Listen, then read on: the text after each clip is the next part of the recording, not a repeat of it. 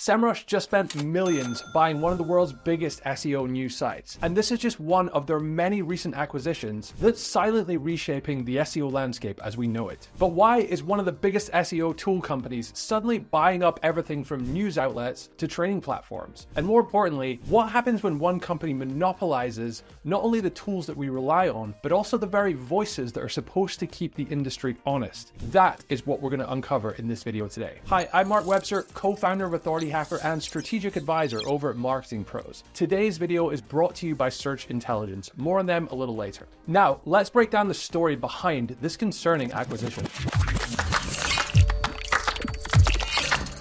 To really understand the impact of Semrush's acquisition of search engine land, we need to understand Semrush's rise to power and their current predicament. Semrush is one of the biggest SEO and competitive research tools available. From its humble beginnings as a small startup made by SEO and IT nerds back in 2008, it's grown into a powerhouse tool used by hundreds of thousands of people. It actually went public in 2021 and is set to earn around $375 million in 2024. But beneath these impressive numbers, cracks are beginning to show. The first problem is their over-reliance on free users. Only 11% of users actually pay for Semrush. The rest are on a free plan and cost the company money. And despite all of that revenue, they've struggled to remain profitable. Their 2022 revenue was $253.3 million, but they made a net loss of $33.8 million. Facing intense pressure from shareholders for quarter-on-quarter growth, they decided to test price increases in Q3 of 2023, likely in response to Ahrefs making similar and unpopular moves. This strategy only stemmed the bleeding though, resulting in a slight profit the following quarter. As traditional growth methods faltered, Semrush embarked on a mission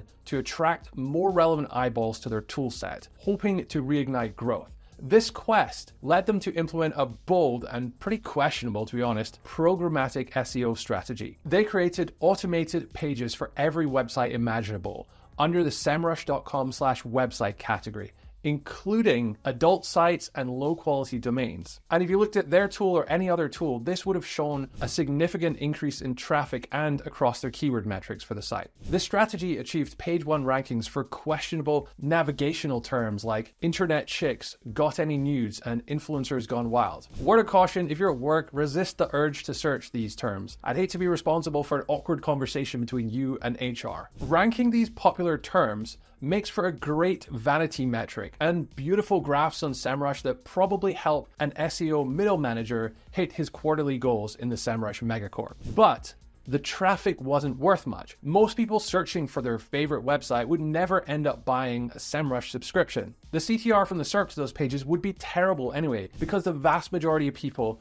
are going to Google to find the website they're looking for, not anything else. And this didn't last long anyway. Traffic peaked in May 2024 and then declined as Google caught up to this party trick. But as their SEO strategy faltered, Semrush had already begun implementing an even more aggressive plan, buying out many other companies in the SEO industry. This is where our story gets really interesting. But first, a quick word from our sponsor, Search Intelligence. They've created the world's first digital PR ideation tool to help you find that inspiration for your next campaign. With their new tool, idiot.online, all you have to do is give it your site's domain name, and within seconds, you've got a ton of great ideas for your next digital PR campaign. This tool is trained with data from Search Intelligence's successful campaigns, and honestly, it's pretty good. We tried it with our domain, Authority Hacker, and the tool accurately picked out a few of our site's main topics and dozens of suggestions for our next digital PR campaign. This is actually a huge time saver as it's already been tried and tested for you. Even if you don't use the exact suggestion, it's sure to spark some creative inspiration, and you only need one good idea for this to work. Making a creative PR campaign has never been easier. It's time for a quiz now. If you had hundreds of millions of dollars and your SEO traffic was falling, what would you do? Option A, publish more content. Option B, buy more links. Option C, spend obscene amounts of money to buy your competitors. If you answered C, you might just be qualified to run a $375 million company. Congratulations. Look, Semrush's strategy rubs some SEOs up the wrong way, but it might just be working. Their acquisition strategy actually has two components: buying traffic by buying online properties, and buying staff, aka acqui-hiring, or acquiring small companies primarily to score their human capital. Let's take a look at their shopping list. It's pretty astounding. It might even cost more than a gallon of milk in 2024. In 2020, Semrush acquired Prowly, a PR and media relationship software. This marked their first foray into the traffic acquisition strategy, though it also made sense from a product perspective. Prowly's integration into the Semrush ecosystem was relatively seamless and addressed the market's growing demand for digital PR tools and services. In 2020, they doubled down on the strategy, buying Backlinko and Compete. The Backlinko acquisition instantly doubled their organic search traffic, got Brian Dean on retainer, and gave them premium courses to offer on Semrush Academy to boost their lead acquisition rate. However, this also resulted in the first signs of content manipulation to favor Semrush. More on this later. In 2023, they bought Traffic Think Tank, a small fry in terms of revenue, only $1 million annual recurring revenue, but it gave them a key acqui-hire in Nick Eubanks, who's now the VP of Owned Media on Semrush. 2024 has seen an explosion of acquisitions. Their purchase of Brand24 in April brought Semrush users media monitoring capabilities and an acqui-hire of Michael Sadowski. Their acquisition of Right in July bought Semrush over 200,000 monthly visitors and integrated UX platform capabilities. This aligns with Semrush's strategic shift from primarily an SEO-focused tool to a more comprehensive marketing solution. In August, they bought Exploding Topics, another Brian Dean property, which brought another 1.6 million monthly visitors Semrush can market to, as well as their trend identification capabilities. But perhaps the most ambitious move yet was to come, one that would blur the lines between tool provider and industry watchdog. In October 2024, Semrush bought Search Engine Land, one of the most trusted publications in the search marketing industry. To get a sense for how this might shake up the industry and the journalistic integrity of one of the industry's most popular publications, we need to explore the ethically questionable strategies Semrush has used with previous acquisitions. It started with Backlinko. After the acquisition, Ahrefs CMO Tim Solo called Semrush out for replacing all mentions of Ahrefs on Backlinko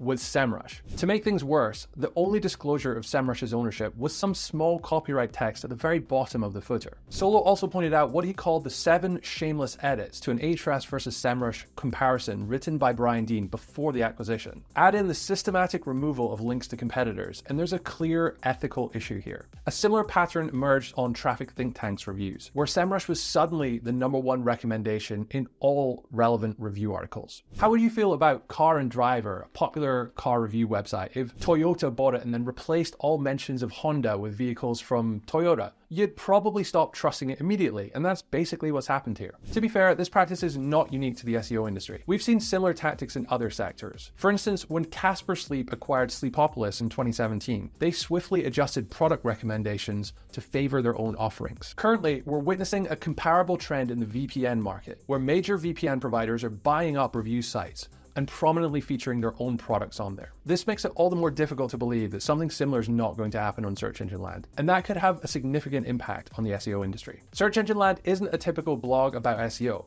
They're a daily publication that break a lot of news stories in the search marketing industry, including many of the stories that you see here on this channel. Quite a few professionals rely on it to stay up to date with the constant Google algorithm changes and just sharpen their SEO skill sets. By the way, if you want unbiased news, subscribe to this channel. We share the most important stories in search marketing every single week, and we will remain independent. There's a possibility that Semrush will alter stories to paint themselves in a more favorable light, which would mean what is arguably the industry's most trusted publication could become biased and just no longer trustworthy. This opportunity would be a big loss for an already opaque industry. As Semrush races towards their $375 million revenue goal, they're not just buying companies, they're buying talent, traffic, and arguably endangering the future of independent SEO journalism. But in their quest to maximize shareholder value, are they slowly turning the trusted independent voices that used to make the SEO industry so rich into a not-so-subtle marketing platform for their tool? It's time now for our debate of the week. Is Semrush's acquisition of Search Engine Land the beginning or the end for independent search marketing journalism? Or is everyone up in arms for nothing? Let us know what you think in the comments below. We do read every single one of them. And while you're there, make sure to grab our free module from our brand new course, Link Builder Academy. We'll teach you exactly how to get free, high authority links on top media sites.